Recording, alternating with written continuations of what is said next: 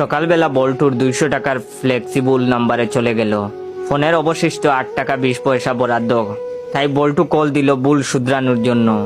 Phone receive করলো একজন সুকণ্ঠী বালিকা। তখন বল্টুর মনে হলো 200 টাকার কষ্ট তখন লাখ টাকার লাভের পরিণত হওয়ার উপক্রম। মেয়েটা বলল হাই হ্যালো, এরপরে শুরুটা বল্টুই করলো। বল্টু বলল, ভুলে চলে যাওয়া টাকাটা কি ফেরত পাওয়া যাবে? মেয়েটা বলল, ভুলে চলে যাওয়ার জিনিসটা ভুলে গেলেই ভালো, তাই না? তখন বল্টু বলল, ভাবছিলাম ভুলেই যাব, নিয়তি আপনার কাছেই নিয়ে যাবে, জানা ছিল না।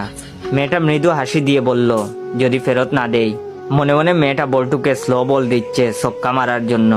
তখন বল্টু বলল, তবে আপনাকে ঋণী রাখবো না, প্রতিদিন হাসি শোনানোর পরিবর্তে সুরটা মওকুফ করা যাবে। তখন মেয়েটা হালকা বাউন্স দিয়ে বলল, হাসির বিনিময়ে পুরো আসলটা মাফ করা যায় না। তখন বল্টু বলল, যদি হাসিটা চোখে দেখতে পেতাম তবে না হয় আরজি বিবেচনায় রাখতাম। মেয়েটা বলল, 200 টাকার বিনিময়ে চাওয়াটা বেশি হয়ে যাচ্ছে না? বল্টু মনে মনে বলল, অফ স্টাম্পের বাইরের বল, দেখে শুনে খেলতে হবে। তখন বল্টু বলল, একটু আগে 200 টাকা ছিল। হাসিটা শোনার পর থেকে ওটা লাখ টাকা পার হলো বলেই কাবার ড্রাইভ দিল। মেয়েটা বলল, হা হা হা, উফ, আপনি পারেন বটে, বড্ড ফাজিল তো আপনি। বল্টু মনে মনে বলল, বেটে বল লেগেছে, ছক্কার সম্ভাবনা।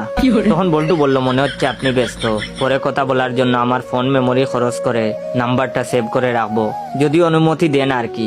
মনে মনে বলল, ফাইনাল শট মিড অফের উপর দিয়ে যাচ্ছে। মেয়ে বলল, ওহো আচ্ছা, আমি আসলেই একটু ব্যস্ত, বাচ্চা দুইটা কাঁদছে, নেন আমার হাজবেন্ডের সাথে কথা বলুন, 200 টাকার ডিলটা সেই ক্লিয়ার করুক।